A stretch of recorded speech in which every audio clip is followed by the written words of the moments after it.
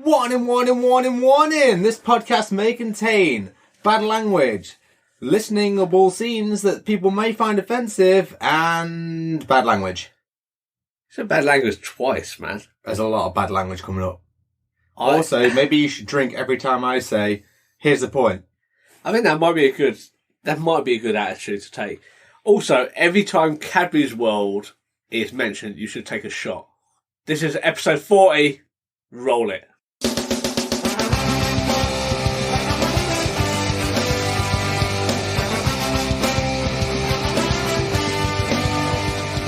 Welcome to the Seesaw Podcast with T Cleaves. Each week, offering up a blurry perspective on life. Good haven! Shout out to our Danish listeners, because we have those. Let's hope that was done correctly. If it wasn't, I apologise. It's not my first language. Sitting here eating some schmerble. Schmerble? It's just sandwiches without a top on. Let me ask you this. Child or adult bread? Adult bread. And for anyone that doesn't know, child bread, white bread. Adult bread, brown, preferably seeded. You know what? I still only buy that. What, brown seeded? Yeah. I fucking love seeded bread. I think it's very delicious. White bread's just cake, innit, really? It's entirely cake. Like, if you smear some buttercream in your white bread, the thing is, Victoria sponge. It's the same as anyone who has, like, pumpkin bread and stuff like that. It's fucking cake. Oh, I like pumpkin bread. It is, but it's cake, mate. Oh, yeah, no. It's like gingerbread. It's not bread. There's not bread at all. It's got ginger root and a fuck ton of sugar. Right, we're baking off topic here. I love bacon. Not Kevin Bacon. Oh, Kevin Bacon. I love Kevin Bacon. He got too loose for me. Footloose. He took off his Sunday shoes and they went through the window. Nah, and mate. I'm angry about that. What about The Invisible Rapist, though? That film was great. The Invisible Rapist? Hollow Man. You know what? It He got pretty rapey pretty quick. I mean, quite, it's only a 90-minute film, but you've got to get your rape on pretty early if it's only 90 minutes. Seesaw Podcast does not condone rape or Kevin Bacon. Even if you are invisible. Especially if you're invisible. Although that is the easiest way to get away with rape. Anyway. Fuck's sake. We're getting far off topic. Which is kind of what this episode's about. Yes, entirely. Episode 40. We're just going to do a bunch of fucking old cuts. Another short stories with T and Cleaves. Episode 1 just wasn't enough, so here's another short stories with T and Cleaves. Episode short stories with T and Cleaves. Warning, episode may not be short. So what we got lined up first? Right, coming up first is a bunch of shit that we cut from holiday-based episodes. Whether it's England or abroad, here they are. Enjoy. It's creamy. Holiday stories with T and Cleaves. Annoyingly amusing, the same jingle so close to the first time. Holiday stories with T and Cleaves. Holiday cuts with T and Cleaves. Warning, these cuts may not be short. I think this was our Mexico trip when we got back and we were the first off the plane, like blind person sort of benefits. Get through security, blind person benefits. You think, oh, we're going to be waiting for our bags. And then like guys like, what's your bag look like? And we go, oh, this colour with this strap on it and this colour with this strap on it. And he comes back like 2 minutes later, here you go. Didn't even waste time with the carousel. He just went, yeah, I've got them all here. And he just grabbed the bags like, great. The thing is, though, it could be the opposite way around. I flew to France once, and it was a very small airport. It was La Rochelle. And I got the disabled assistance on the way out. It was a Ryanair flight. There's your error. Yeah, well, it was cheap, innit? And there's not many airlines that fly to that airport in France. And they give you the disabled assistance, so you go to the check-in desk, and then someone's like, oh, I'll help you on your flight. I was flying by myself. So all they basically did was someone from Ryanair came and took me, sat me down on a departure seat. I basically sat there for like 2 hours. Because at this point, I feel a little bit like, well, this is where they've left me now. How are they going to find me again? If I go off and wander around the shops and come back, I'm probably not going to find the same seat. So how are they going to find me to board the plane? Yeah. So I did that. I sat around, basically. I don't know, probably just played some phone games or something. And then they put me on the flight, right at the front. Got a little bit extra leg room. That was pretty solid. But then when we got to the other end, there must have been some sort of miscommunication because it wasn't blind that was conveyed, it was disabled.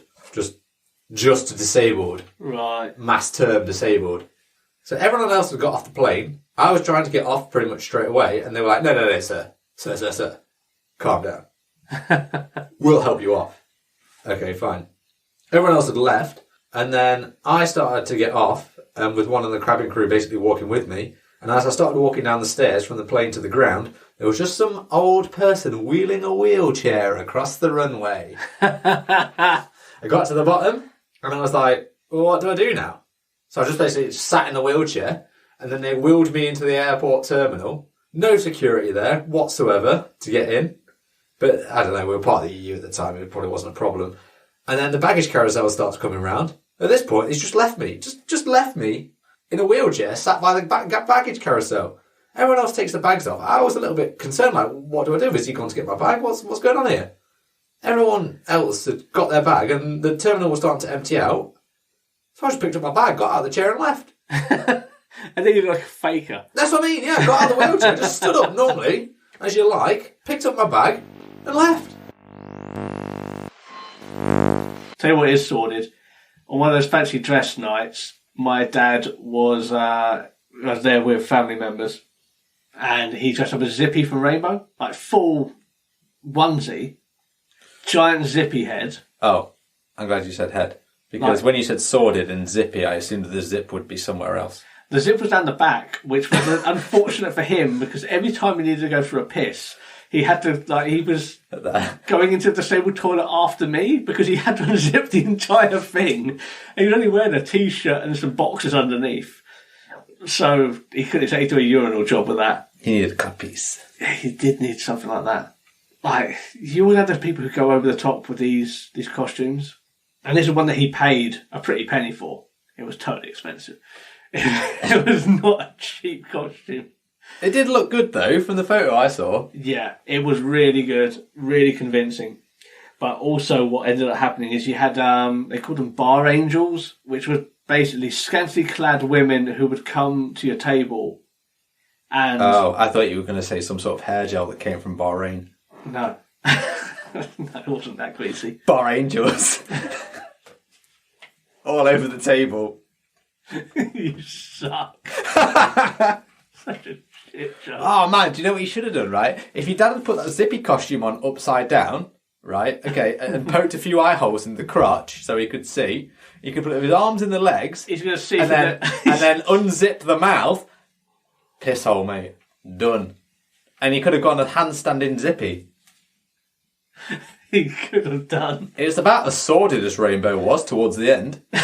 It did get pretty bad. That last episode of Rainbow, Google it, it's bad. Yeah, Google it. Last episode of Rainbow, Google it. Even if you don't know what Rainbow is, it was a British TV show for kids. Google it. There's only going to be one Rainbow episode that people Google, isn't there? Yeah, just Google it, you'll find it. It's a naughty episode. They knew they were getting cancelled. Yeah. It was very much one of those, our funding's gone, so we're going to have fun with this. So, needless to say, my dad had a lot of pictures taken, a lot of selfies with his bar angels who brought you your drinks sitting on his lap. All the time, my mum's staring daggers into him because he was drunk. He just wanted to be nice. It's like everyone came over. Right. It wasn't just a bar angel. But you'd have huge guys, like huge, like skinhead blokes come over and they just tap him on the shoulder and you think... Man, anyone could be a bar angel these days. But it's like, Dad's going to get thumped here. Like, what has he done? And they go, excuse me, mate. And he goes, yeah? He goes, can I have a picture? Because the way the costume was, like it wasn't like they had the shitty eye holes cut out of it. Like it was like black, like you looked out of the open mouth, but it was like black sort of gauze. So you couldn't, it was very convincing. Yeah. He still has it. It's for special occasions. Special occasion. Role playing. Happy Valentine's, Mom. Do the voice. He can do the voice as well. Quite convincingly. Jesus. That's why he went for it. Yeah, just don't look. I think I ordered it on my Amazon. I'll have to look up to see how much that cost. It was not cheap. Worth it though. I mean, think of all the usage. Yeah. Shall we move on? Yeah, I'm not sure how we got to that. Wasn't that a butt in the lins, Cleaves? I guess. What I did find interesting there is the fact that you said the things about the stuff. Definitely a generic wraparound. And also, Cadbury's World, am I right? No, Is Cadbury's World in this segment? not this one. Great. Random stories with T and Cleaves. Random stuff got from even more random episodes. Random shit with T and Cleaves. Random shit with T and Cleaves. Say random again, I dare you, I double dare you, motherfucker. I went on a few of those when I was younger. These away camps for visually impaired and blind kids. And I'm not gonna be ungrateful for the opportunities I was given there, but they weren't normal activities. I wanted to play football and do all the normal things of basketball, and wanted to be able to do that without. I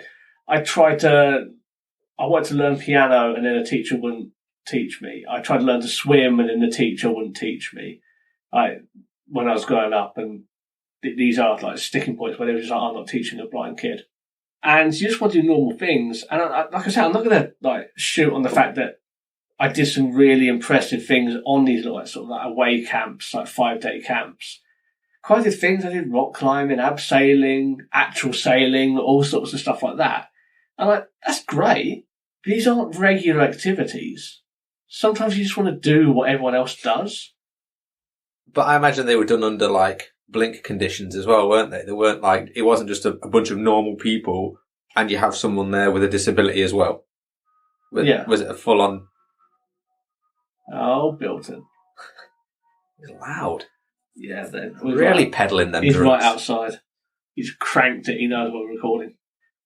He knows I'm buying. He knows we're advertising. He needs to get it in. I don't know. I know they want to give you as much opportunity as you can on these sort of things, but you can't make a hobby out of a lot of the stuff. So, I mean, you can go down to your local rock climbing. You can go down to your local rock climbing centre or your local sailing centre. Back then, they wouldn't entertain it. You were lucky if You were lucky if they'd make any concessions for you. And we're not talking about making it cheaper, like concessionary payments, but all about they just won't entertain you. I don't know if it's necessarily that bad, or at least not from my experience. I've still found it happens today, to be honest. There's been a few things in recent years that I've had interest in, and I've sent emails over just to sort of see if it's not even a lot of accommodations that I would need, but then getting stonewalled or getting a response saying no. And it's like, oh, okay. I want to take up archery at one point, and there's an archery club nearish by, and I just emailed them, when you do blind archery, I want to try it. You use a frame. All the equipment's the same, but you use a frame to sort of position yourself. So I just asked them, do you have that? And they just ignored me completely. And this is over Facebook, so I saw that they'd seen it. Yeah. And just no response, just stonewalled me. And you can just say no. That's fine. If you don't have one, fine, just don't blank me. I mean, people I've historically worked with have also been fine. The one exception to that is stop feeding my dog. I don't want to have to keep telling you. Okay? It just, whenever I start work, I always start off by saying, here are the rules. I used to send out an email saying, you can give the dog a cuddle, that's fine, but when he's working or she's working, don't distract them and do not feed them. And those rules last around 2 weeks. And then, you know how I know they've been fed? Because they're pooing more than they normally would. Because I give them their meals and I know how much to expect during the day. So I know how much quantity and how often it's going to happen. So you know what? If there's an extra poo on the way home and it's the same size as a normal poo, I know that someone's given my dog something. They don't just magic up feces. That's not how it works. I love how this is like a regular part of your life to the point that you know how much he shits and the amount, and like that's just part of being a dog owner. Yeah, well, you get to know each other and your habits. Like, he knows what time I get out of bed, so he'll be ready waiting for his breakfast. I thought you were going to say he was waiting in the shitter to pick up yours. Just to put his paw on the flusher. If only. I mean, that would make him a great dog instead of just a good one. Yeah. They don't train them like they used to. No, they don't. But the amount of emails I have to send, like follow-up emails about, don't feed him, don't get him excited. If he's sleeping, leave him alone, because dogs sleep anywhere between 12 and 18 hours a day. Leave him alone if he's sleeping, because if he's tired, he's not going to be as attentive when I'm trying to get home. Leave him alone. But people just forget about that, and they think, oh, it's a dog. And they think, what's the harm of half a biscuit? I'm only giving him half a biscuit. But you know what? You don't know what anyone else has given him, or who else is going to give him something at the end of the day. So before you get to the end of the day, he might have had a whole pack of fucking digestives. Stop feeding the dog. Sounds like me. Well, yeah, but you work at cakes. No, I know, but there's always biscuits knocking about as well. Yeah. The thing is, as well, I bet you look like a bit of a prick sometimes when you ask him not to stop feeding them. Yeah, I do. But that just comes with the territory. It happens. We're digressing here. I'm not going to go into any more detail on it. We want to stay on topic. But we will do something about guide dogs in a bit more detail. But this is specific to work. Stop. So we didn't have Built to interrupt us for the entire last episode. But now he's shown up, and we were so disappointed with the quality of the last episode. This to the listeners, not you, Cleaves. Whoa. Bilton has now shown up. Old Bilton from Bilton Keynes. Home of the Bilton Wanderers. Fucking hell. The worst thing is you didn't even hear the ice cream thing because it's already been done. Yeah, I know, but he's going to do it when he drives off. You reckon he will? Yeah. I bet you. Let's give it 30 We're seconds. forcing it in now, though. That's the... Yeah, but that's We're basically raping the listeners with Bilton by forcing it in. Yeah, but hold on. Wait for it. I can literally hear him driving off. Yep. Hold on. Motherfucker. The worst thing is his jingle isn't even like anything that you would know. Like... There we go. Like, it's just I feel like you should put a load of notes together. It's not even a real jingle. It's like I used to have one that came around my place when I used to live in like Long Eaton, and it used to go do do do do do do do. He used to literally play Match of the Day on his. Wow, that's copyrighted to hell. That I didn't give a shit. Like, I liked it. No, I'm not about you. I'm on about him. I don't give a shit. Right. The point is, the ice cream man. In fact, there used to be two. There used to be that guy that come around, played Match of the Day. And also, I can't remember what the other one was called. I can't remember the jingle, but I just remember them being called Forest Whip. That's such a stupid name. Yeah. And you know, I don't know what. Well, anyway, Match of the Day guy, he was our regular. But then Forest Whip came round during like the summer months. And don't get me wrong, Match of the Day guy wasn't as, should we say, conscientious as Bilton. He didn't come round on like Boxing Day or the middle of January, but he was a little bit more. He came around way more than Forest Whip. Forest Whip only came out on sunny days. She knew what she was doing. Fair. So it was Match of the Day guy and Forest Whip girl, and one day they both came down my cul-de-sac at the same time, and they both stopped screaming at each other like ice cream men on different patches. You know, like I don't know if you've seen that Peter Kay thing where Senor Whippy and Peter Kay, soft scoop versus Whippy. It was a little bit like that, to be honest. But unfortunately, Match of the Day dude was around a little bit more often. So that's the guy that I went with. Wow. I mean, it's turf war. It is turf war. Ice cream turf war. And back then as well, it wasn't about the drugs. It was about the ice cream. Yeah. Purely about the whip. Cool whip. So wasn't that a load of random shit there, Cleaves? Yeah, we probably cut that for a reason. Not enough Bilton anymore. No, Bilton's dead. He's dead to us. Like, fuck it, what's last? last is the Cadbury's No, I said World last. incident. The Cadbury's World incident. Chocolate stories with T and Cleaves. Getting tons of mileage out of a single jingle. Chocolate stories with T and Cleaves, but mainly Cleaves. Chocolate stories with T and Cleaves. The views of Cleaves do not express the views of Seesaw Podcast. Whilst Galaxy, Lindt, Nestle, Kinder and Dirty Calendar chocolate may be superior in every single way to Cadbury's, we believe that all chocolate bars were created equally. Do you know what? I'm just going to say it. Bourneville chocolate is pretty decent. Cadbury's World. Have you ever been to Cadbury's World? No. Oh, okay. Cadbury's World is in Birmingham. For those of you that didn't know. It sucks. God damn, it sucks. Right. Okay, I'm literally basing this on the time that I went there. I went there with business school when I was in sixth form. Business. Business. We're talking about business. It is the American way. It's the British way. Okay. I mean, we missed the boat there on that reference. Look, it's Christmassy. It is. It is. I went there with business school. And, fuck you.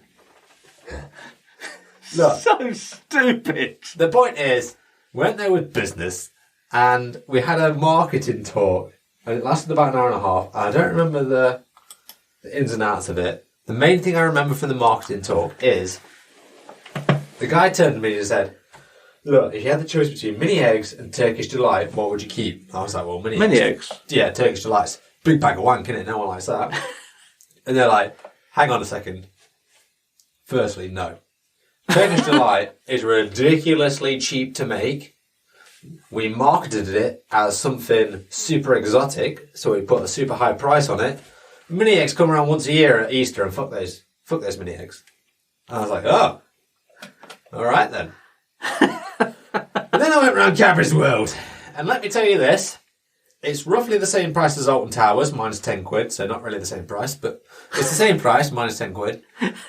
And there's not a lot there. You walk around, you look around, and it's like, oh yeah, there's a few things about chocolate, how it came over here, whatever. Then you go on this really... actually, no, you don't go on the crappy bean ride just yet. They give you some chocolate. But it's not the good chocolate. You don't get Galaxy. Galaxy? I wish you did get Galaxy. Oh, God, that'd be sweet. I want to go to Mars World. You get like a Dairy Milk or a Button, something plain. Dream at the time. Remember Dream? It was the white bland version of Cadbury's chocolate. It's bland. Well, yeah, everything's bland at Cadbury's, isn't it? Strong words. I would say that's strong words. Strong words, yeah. Some people might oppose that. Yeah, most people will. A lot of them will.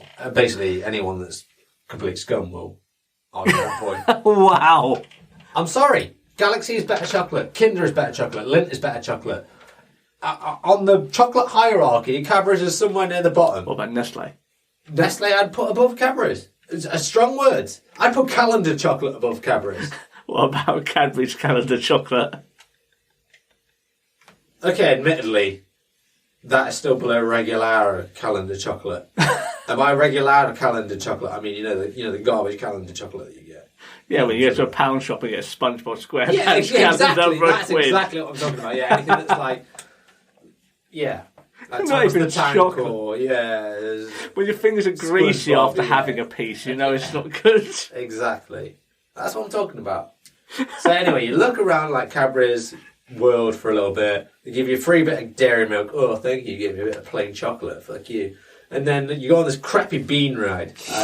It's like little... I wonder how you feel about it. It's like little crappy, like, cocoa beans. And they're like, oh, look! And there's, you know, they're like the really shitty...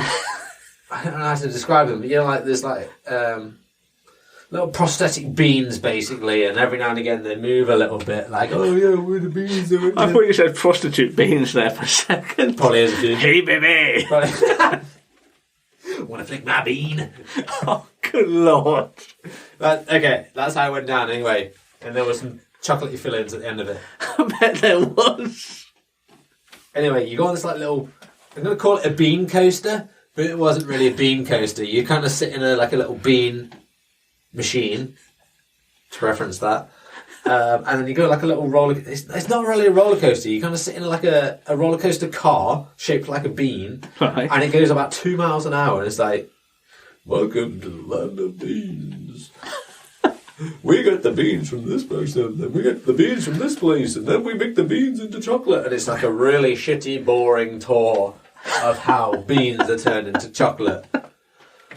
Anyway, finally, because I've never been on such a boring roller coaster myself. I've been on like fairground ghost trains that have been better. And you get off the bean coaster, and then you get to the place where it's like, oh, this is where we make all the chocolate to begin with. And then it's like, all it really is melted Cadbury, and there's some like, quote, chocolatier dipping a little bit of... Well, I can't remember. Do you know what? It's been such a long time. I can't remember. It was like a little bit of marshmallow. I think it was marshmallow. He dips a little bit of marshmallow in melted Cadbury's chocolate. He's basically got a fucking chocolate fondue. That's basically all he's got, right? But because it's in like a little square pit, it makes it look more... I don't know the word. Because it's in a little square pit, it makes it more look like luxury. Right. It's not like a little crappy chocolate fountain, but it's basically the same thing. He may as well have been doing that. He dips a little bit of marshmallow in some chocolate pool. And I said, there you go, try that. And puts it in a little bit of paper. And you're like, oh, actually, that is quite nice. But really, all it is melted Cadbury's on a bit of marshmallow. And then you get another, like, plain Cadbury's chocolate bar or a bag of buttons. And then you leave. Cadbury's World. Oh, and then, actually, no, because there's a shop at the end. And it's like, oh, would you like to buy these rejected Cadbury's bars? For like 30p. I'm like, I've just got 3 walking round. Only I paid 40 fucking quid for these bars. And now you're offering me for 30 pence? I would have rather I'd rather have gone to the shop at the end and you just give me these rejected Cadbury's bars for 30 pence than me having to walk around the goddamn museum for like 40 minutes, which again, not a great thing, is it? If you can walk around the entire thing in like an hour and it's cost you 40 fucking quid and all you get is some buttons and then they're selling you the buttons at the end for like half price. Why? Why would you want that? Like, I can get £10 more, 50 quid. I can go to Alton Towers and spend the entire day there. And with a Blinky Pass, I can get on all the rides without having to queue. Whereas Cadbury's World, I've got to walk around with the rest of the little cock bags there. Oh, the little kids as well. Oh, yeah, you're going to see a bit of chocolate. Fuck off. All you're getting is a little piece of dairy milk. I can go to Co-op and buy you that. God damn Cadbury's World. It's so shit. I hate Cadbury's World. Do you know the best part of Cadbury's World was? That marketing speech, because it taught me never to buy Turkish Delight. God damn. That's the moral of that story. Don't buy Turkish Delight, it's a rip-off. Again, I just need to emphasize this as well. Emphasise. What I need to do is emphasise this. Is Cadbury's World, again, is not suitable for blinkies. Like, even though I took the tour, most of it was quite dark. As you can imagine, it's purple, black and white. So, as you're walking through Cadbury's World, a lot of the shit that you see about the beans and stuff, I can't even see. I'm literally getting someone to read this for me. So it's literally pointless for me as well. I imagine, even if you could see what was going on, you would be annoyed. To the point where you got to the bean coaster, and you're probably just thankful to sit down, if I'm honest. Because, actually, maybe that's it. Maybe they give you that dairy milk every now and again just to satisfy you. Like, oh, you might be really pissed off, but here you go, buddy. Have some chocolate. This will make you happy again. But it won't. Because all it comes is, it temporarily satisfies you. But the thing, actually, no, it doesn't satisfy you because you think, oh, nice, I got some chocolate bar. And then you think, oh, that's good. But you don't actually eat it at the time, so you don't get the endorphins from the chocolate. You put it in your back pocket, and you think, oh yeah, I'll have that later. In fact, no, I tell a lie. They might give you a little crappy polythene bag to put all your chocolate in, your goodies in. You know what I mean? You're going to get this as you go around. Like, you might want to put all your chocolate in there. But really, all you're going to get is 3 fucking bars of dairy milk. In which case, you can get for like 3 bars of dairy milk, actually, at a Co-op, is like a pound.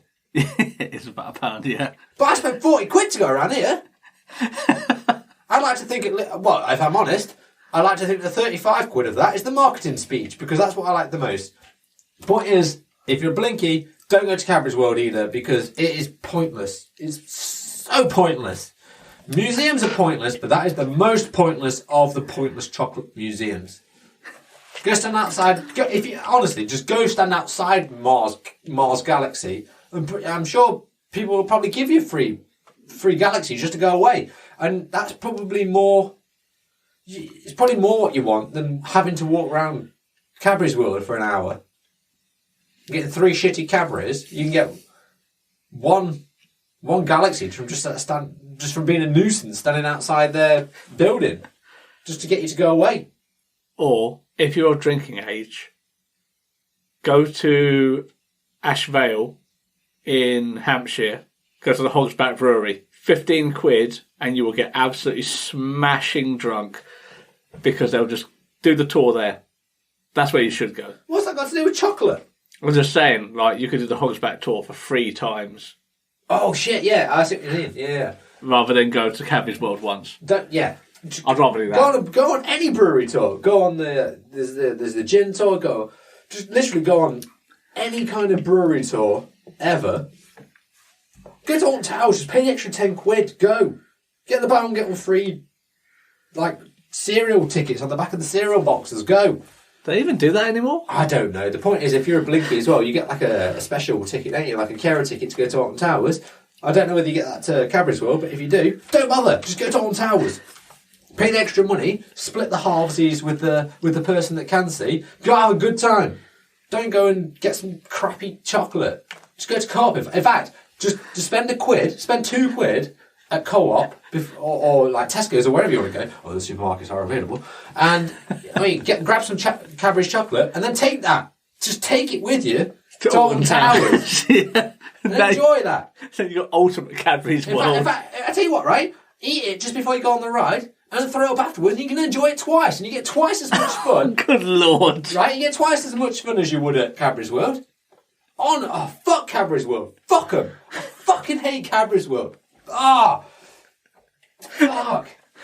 This has Fuck's sake. This has gotten so out of do you know hand. as well, like, they sell water at the Cadbury's World, like, why would I want to buy water?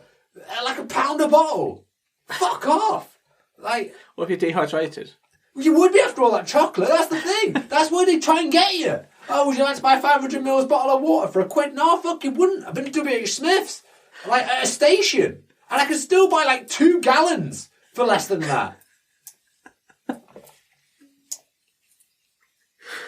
I'm sick of Cadbury's World. So I just want to say that the Seesaw podcast doesn't have any negative opinions about Cadbury's World, and that anything that's said by Cleves is his own opinion. Do you know the thing is, right, as well, God. the thing that pisses me off about Cadbury's World is, a year later, like, I think Cadbury's World was lower 6th, and upper 6th, we went to Alton Towers. And I spent half an hour listening to a marketing speech at Alton Towers. But guess what the best part of Alton Towers was? It wasn't the marketing speech like Cadbury's World. It was fucking Alton Towers. Because we got to go on every single shitting ride for like 16 quid. You know what I got for 16 quid at Cadbury's World? Fucking nothing. Lick the chocolate off your fingers and listen closely. That's a good episode. Yeah, welcome to 40. I'd like to say we're gonna do better after the 40th. We're definitely not struggling for ideas. However, please tweet us at ideas at Seesaw Podcast. We hope you've enjoyed Volume 2. Until next time, bye. Thanks for listening to the Seesaw Podcast. You can find us on Facebook at Seesaw Podcast, Twitter, Seesaw Pod. You can email us at seesawpodcast@gmail.com. You can also find us on TikTok and Instagram at Seesaw Podcast or Seesaw Pod, depending on which one we want. But get us on the other places.